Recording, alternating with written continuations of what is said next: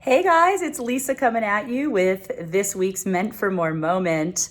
You know, as an entrepreneur and training entrepreneurs now for over a decade, people who are taking their expertise and monetizing what they know, helping people with what they know, just like you. Hopefully you're doing that, or you're on the path, or at least you're curious about maybe a side hustle that can really change your life. One of the things that, I'm always having to remind people is you don't need to be the expert in everything. Like, you don't need to know how to work all the technical side of creating websites and opt-in pages. I learned early on, I am not a QuickBooks expert, nor do I ever want to be. I hire someone for that because I am so much better off serving the world, being happy, and really doing what I was made for when I am doing my expertise, which is helping you learn how to monetize your mission, how to sell without being salesy, how to make offers that are truly irresistible so that the people who need you will thank you for them. That's what I do. And that's really a better use of my time than doing my own QuickBooks or building my own web or opt-in pages. That said, I do want to talk about something that is a little contraire to all of the prying my entrepreneur clients off of doing every little technical thing themselves. And that is that sometimes you do need to do it yourself. There are times where it's just in you. I will call it a creative part of you, and it can show up on with technical things or making a logo or learning a skill. It's something that's in your business that you may not keep doing, but sometimes there's just a knowing inside you that it would be fulfillment for you to do that thing yourself. So while I have no interest in learning how to use my Infusionsoft, I hire a virtual assistant to do that. She does a way better job than me. That way I can keep coaching people on creating their irresistible offer and selling without being salesy.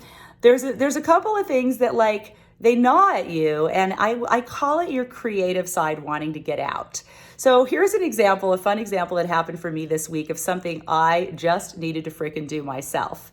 So you see those gorgeous flowers right behind me? So one of my clients, Michelle Gunderson, sent them to me a few months ago when we were doing a virtual event called Monetize Your Mission.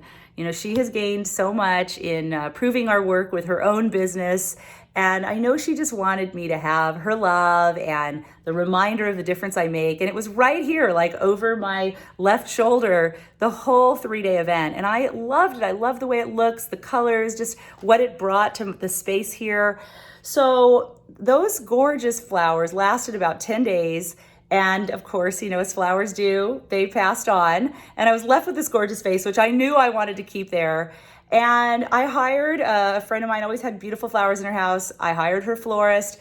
She sent her a picture, and she sent me her attempt and at those flowers. And it was beautiful, but it just wasn't quite what I wanted. It was a little bit of a dark energy. It kind of had a Maleficent. So it had these dark vines coming out, and it wasn't what I wanted behind me all the time.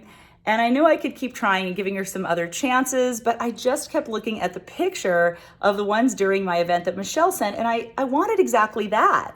So I let my creative side come out. And let me tell you, the last time I think I was at a Michael's art store was maybe something for my daughter when she was 5 and she's about to turn 14. But I went to Michael's, and thank God I went because it was just the end of what they had for sort of spring. They were moving into fall, and they had rows and rows of silk flowers. And I looked at that picture and I picked out every flower individually, and I came home and I created exactly. I'd say the purple's a little darker because it's more my purple than the one that came. But I created that exact display in silk, and I had the best time doing it. So could I have had somebody else do it? Yes. Was there a part of me that was just taking satisfaction in something I had never done before and as a creative pursuit?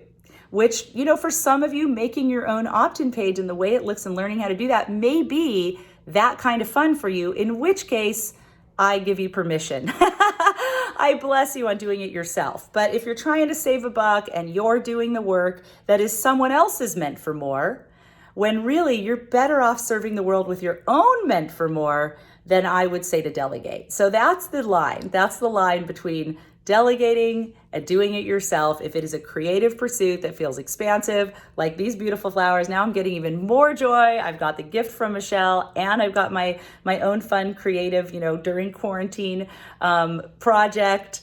Then by all means go for it. So that's it. Sometimes you do need to do it for yourself. Your heart just knows the things that sometimes, your head needs to just let go and let happen. All right, that's it for your Meant for More moment. And I hope you'll share with me here, wherever you're seeing this video, if it's in the chat below, right? Or just reply, if you're getting this by email, on what are some of the things that have come up for you creatively that while you could outsource them, it was just more pleasurable and more expansive for you to do it yourself. You're meant for more, as it says on the book cover. And if you haven't read the book yet, get on it. It's getting amazing reviews. It's changing lives. Now that it's been out a few months, I'm getting so many people that are saying, thank you. This was my blessing to change my life during quarantine. And so I wish that for you. And I hope that you'll listen or read the book Meant for More by Lisa Zasovich soon. All right. Take care, guys.